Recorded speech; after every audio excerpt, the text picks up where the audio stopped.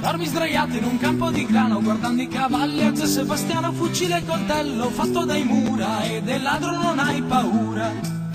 Quando eri piccino sognare era bello, che diventavi un baracello, nascosto bene dietro il letame, a sorvegliare attento il bestiame. Così bevevi tranquillo e innocente per riscaldarti un po' di abbardente, e poveretto non hai notato quel furgone che si è avvicinato. Attento Piero, attento adesso, sta entrando un ladro e ti salta già addosso, un colpo in testa e lui ti ha lasciato dormir disteso sopra quel prato. Aprono le cinta i cavalli, scappano, mentre Ignazio con gli altri li acchiappano.